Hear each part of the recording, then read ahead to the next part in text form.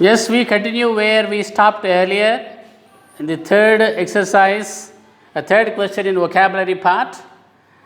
See, it's a very important exercise. Vocabulary helps us to build up our word knowledge, and that means how to use different types of words in different situations.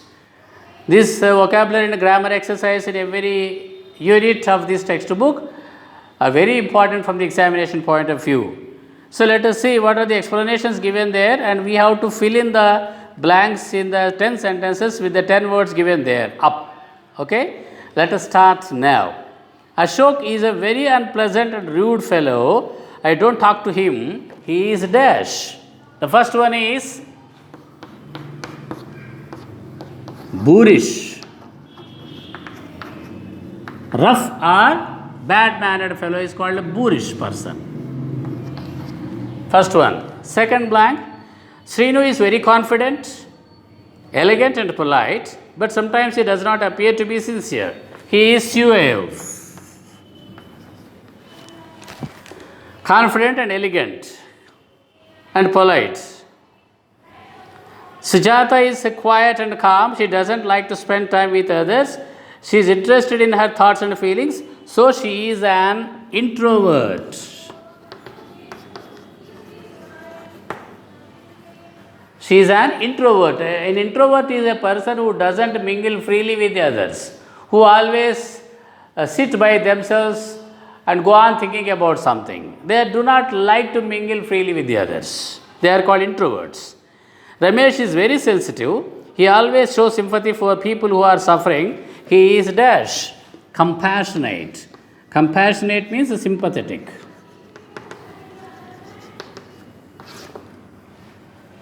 Compassionate means sympathetic.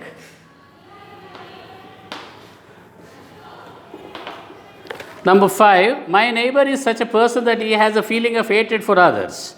He desires to hurt others' feelings. He is malicious in nature. Malicious means what? Desire to do harm to the others. Sentence number 6. My father pays careful attention to every detail.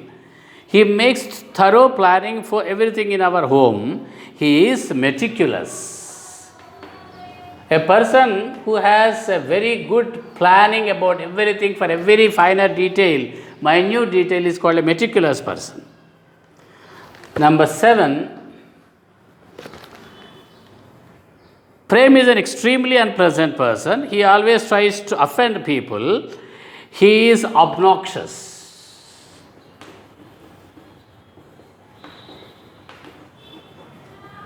A very extremely unpleasant person is called an obnoxious person. My mother is very calm and peaceful. She doesn't get excited or irritated easily. She is placid. Means unconcerned.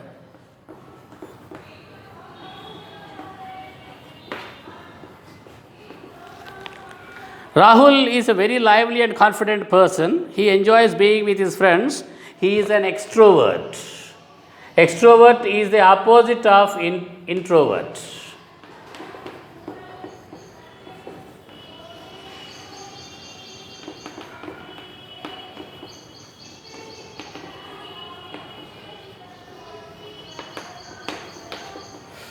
Number 10, Sridhar is always afraid of speaking in the class. He is timid.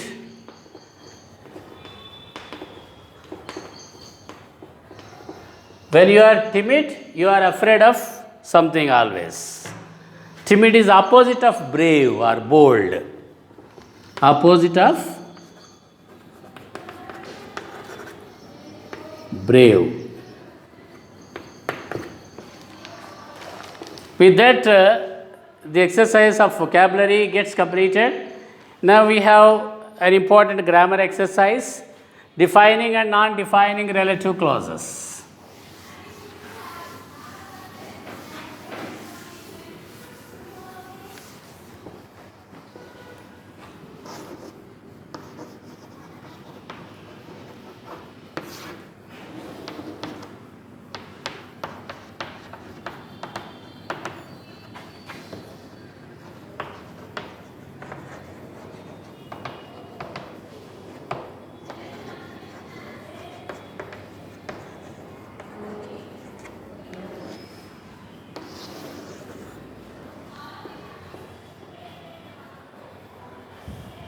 Before we go into this discussion, we should know first what is a clause.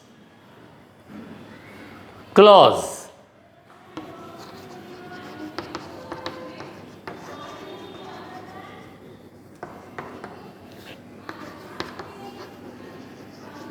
A group of words containing a finite verb.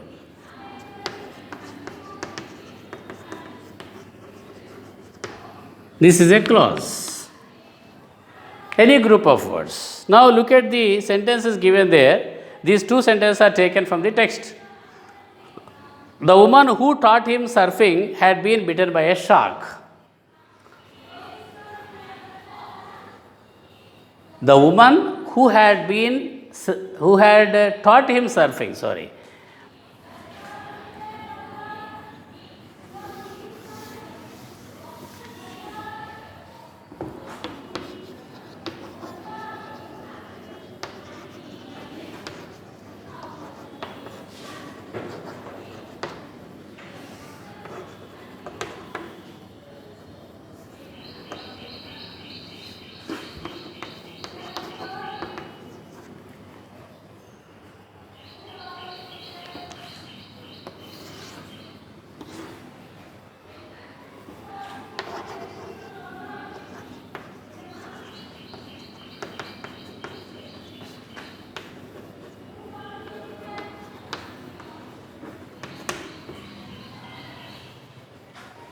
This is one sentence. The woman who had taught him surfing had been bitten by a shark. One particular part of the sentence is underlined there, who had taught him surfing. Keep that in mind.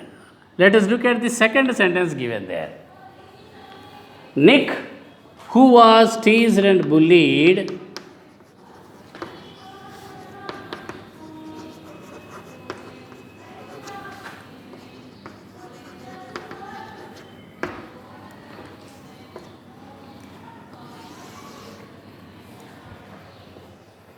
had an electric wheelchair for mobility.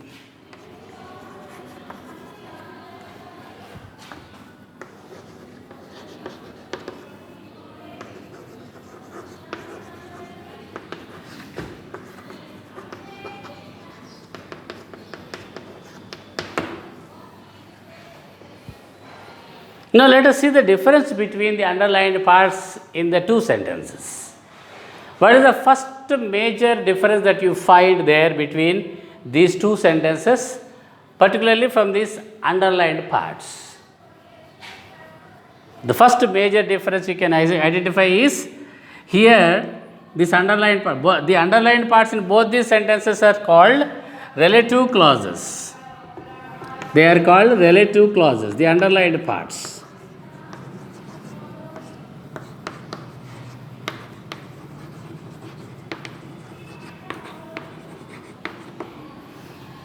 But the difference is here the underlined part is neither preceded or nor followed by any comma, whereas here you can see Nick followed by a comma. That means that relative clause is separated by two commas in either side.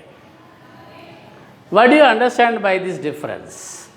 What is called defining and what is called non-defining relative clause? Now we can understand from this.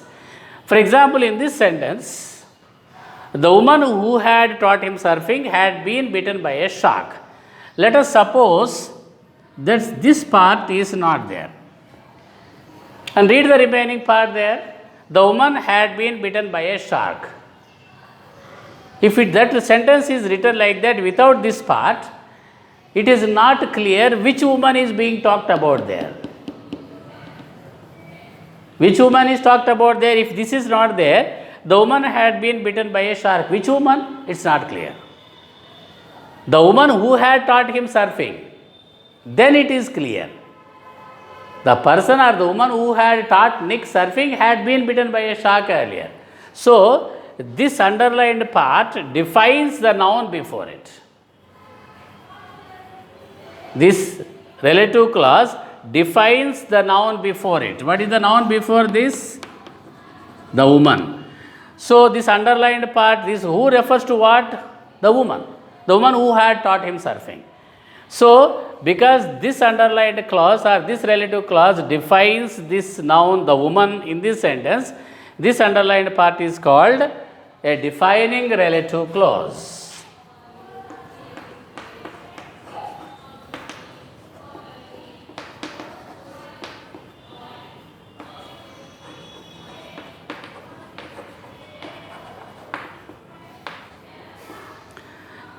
Now you see, without this underlined part or this relative clause, it is not clear from this sentence which woman is being talked about. Now look at the second sentence. Nick, who was teased and bullied. You remove this part now, which is between the commas.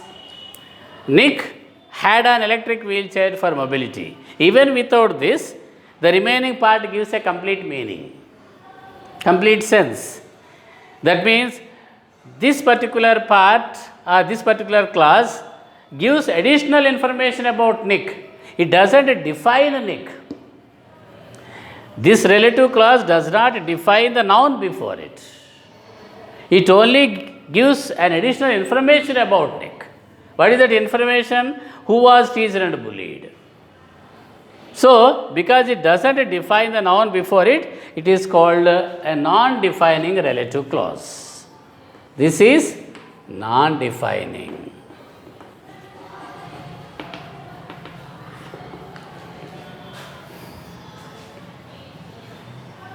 That is the explanation given there. You can see what difference do you notice between sentence 1 and sentence 2. In sentence 1, the relative clause defines the woman.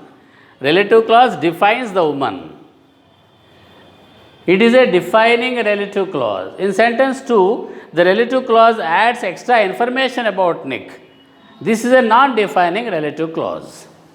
See, for example, a non-defining relative clause is preceded and followed by a comma or a hyphen. See, look at this. There is a comma here, preceded. This relative clause is either preceded by a comma and followed by a comma.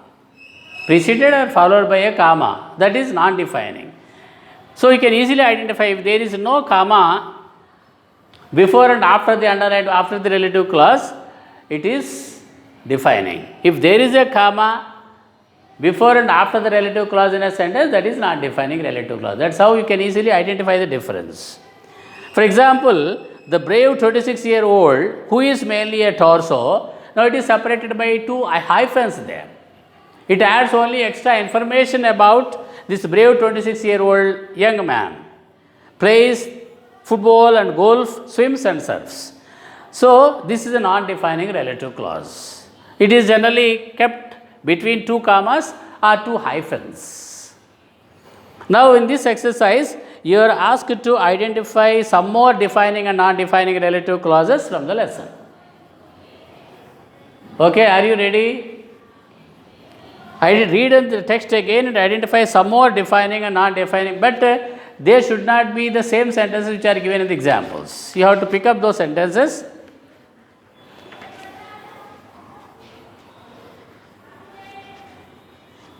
And write the sentences having, defining or non-defining relative clauses. 5 sentences you have to pick up. Okay, then second one, complete the sentences defining or non-defining relative clauses. Here you have to use your own ideas. This is not related to the textbook. Whereas the first exercise, you have to pick up the sentences containing defining and non-defining relative clauses from the textbook, and you can write and pick up and write 5 sentences there. Here you have to fill these blanks here in the second question with defining and non-defining relative clauses of your own ideas. For example, this is the place where, place means generally we use the word where. This is the place where I was born. Like that you have to complete using a proper meaningful relative clause with your ideas. It's not related to the textbook, I repeat.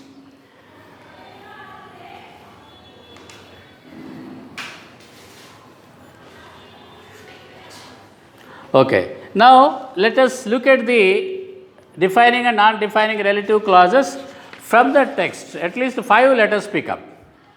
which is already written, given there as example, we should not be picking them up. Okay?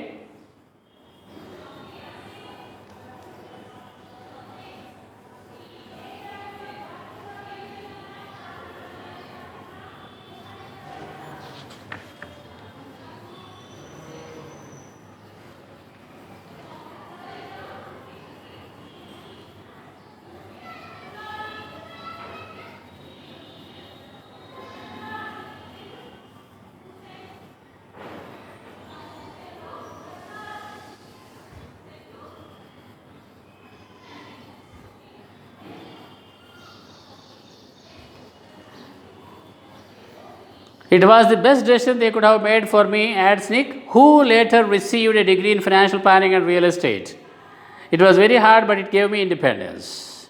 There are commas there, so it is a non-defining relative clause. It adds only extra information there.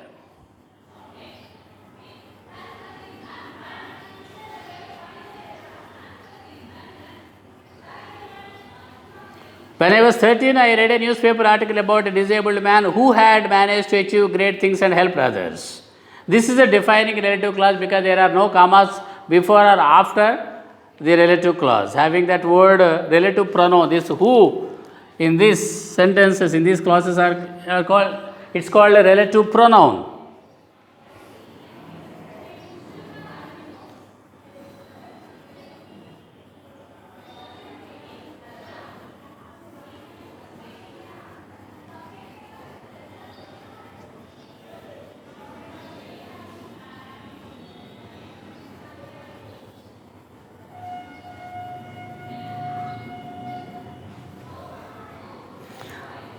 He went to Hawaii and met surfing master Bethany Hamilton, who had her arm eaten off by a shark when she was 12. See, it was a non-defining relative clause because it is preceded by a comma.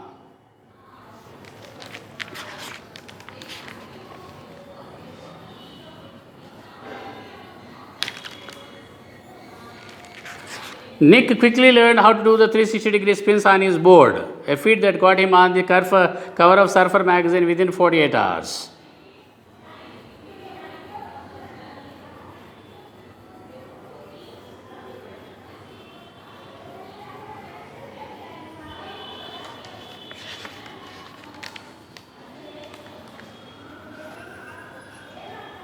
Like that, you have to pick up 5 sentences to be written there.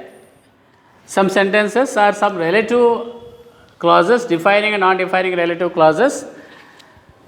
And the same way in the second part, this is the peaceful place which I would like to visit often. That is how we can make our own ideas, use our own ideas to make a relative clauses here.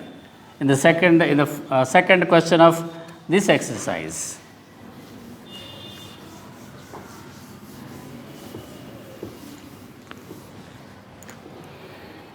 The Mahaprasthanam is a popular book which was written by Sri Sri.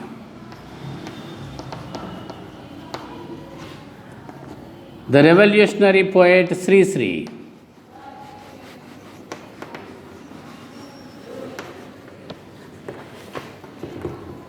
Means Srirangam Srinivas Rao, popular lyricist, Telugu film songwriter. And he wrote many books, of which Mahaprasthanam is a very popular book.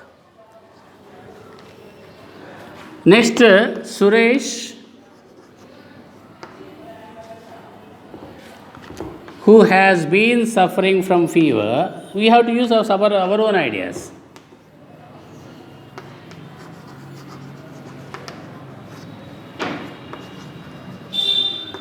Has just left the school.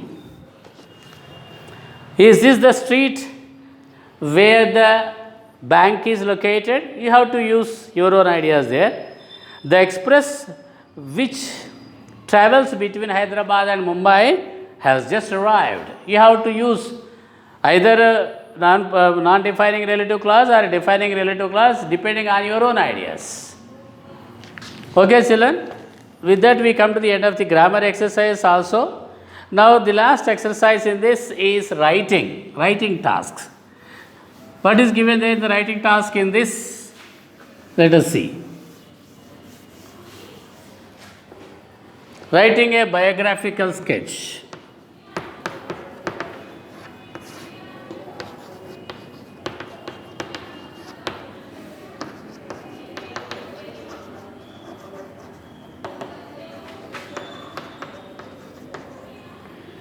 This is a major discourse in paper 2,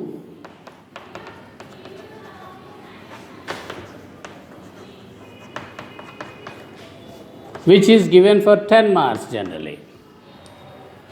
So, we have already discussed in the lesson, we have gone through in this first reading the biographical account of Nick Vujicic. Now, what is a biographical sketch? Let us see. A biographical sketch is an account of the life and activities of an individual. A biography, or rather biographical sketch, is a life history written in brief by somebody else. A life history of a great personality or celebrity written by some other person is known as biography. So, it is an account of life and activities of an individual. It includes information about the person's name, place of residence, education, occupation, life and activities, and other important details. It is written by another person. So, what does a biographical account consist of? A person's name, that individual's name, the place of his residence, his educational qualifications, his occupation or profession, his life, and of course, activities and other important details such as the awards or rewards that he had received throughout his life during his career. If a person writes an account of his or her own life, it is called an autobiography. If the life history of a person is written by another person, it is biography. If a person writes his own life history, it is called an autobiography. Okay? Now, given below in the table is the biographical information about Stephen Hawking, who has recently died. This man, some information is given, biographical information is given about Stephen Hawking. Based on this information, write a biographical sketch of Stephen Hawking. The title is given there. Generally, look at the points to be covered there. This is how the question will be given there in the question paper. What are the points to be covered? And the details of the person. Dated place of birth. Date January 8, 1942. Place Oxford, England. Information about the family. Eldest one of 4 sons. Means his parents had 4 sons. He was the eldest one. His mother's name was Isabel Hawking. His father's name was Frank Hawking. He was a medical researcher with a specialty in tropical diseases. Okay. Important events in life. Early academic life, recognized as a bright student. When in the early academic life means early studies, in his earlier classes or lower classes, Stephen Hawking was recognized as a bright student. But when he came to high school years, he was third from the bottom of his class. He was the third student from the bottom of his class in ranking. Pursuits outside of his school means other than the academic activities, what other activities that he pursued? He loved board games, constructed a computer out of recycled parts at the age of 16, solved rudimentary mathematical equations. Rudimentary means basic. And he constructed a computer out of recycled parts at the age of 16, remember that. But one more thing you have to remember is that he was third from the bottom of the class when in the higher sections. He was married to Jane Wilday. His health, he suffered from amyotrophic lateral sclerosis, ALS. It's a disease which confined him to wheelchair for 55 years in his life. The disease name was amyotrophic lateral sclerosis, which is a kind of paralytic stroke, because of which he could not speak, his arms and legs would not work. Only his brain and heart works, remain all the body parts were dead. He did research on black holes and discovered the popular Hawking radiation, which is named exactly or eventually named after him only, that radiation. Awards or prizes or honors that he had received are given here. Fellow of the Royal Society at the age of 32. He was elected Fellow of the Royal Society at the age of 32. Albert Einstein Award he received. The Pius XI Gold Medal for Science from Pope Paul VI in 1975. And the contribution to his field and his society, in what way he contributed or he helped to the growth of science, contributed to the advancement of science and research. This is the biographical information about Stephen Hawking. We have to write a biographical sketch using this information as it is given there in the first reading about Nick Vujicic. For example, how to write, how to begin. The popular physicist Stephen Hawking was born on January 8, 1942 at Oxford, England. Like that we begin.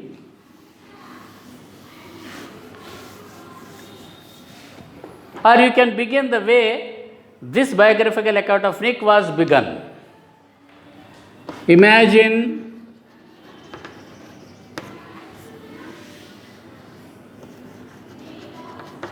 most of the body parts not in working condition.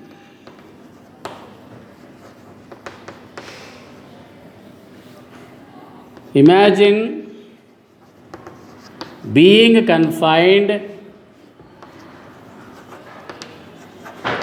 to a wheelchair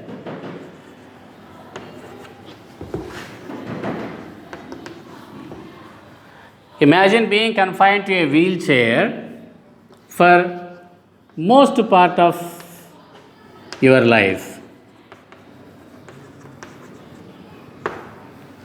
Then imagine both.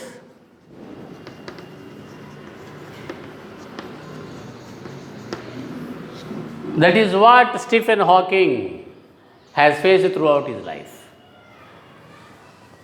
This is how you can begin a biographical account, sketch. Then we write Stephen Hawking was born on January 8, 1942 at Oxford, England. He was the eldest of the 4 sons of his parents. His mother's name was Isobel Hawking. His father's name was Frank Hawking, who was a medical researcher with a specialty in tropical diseases.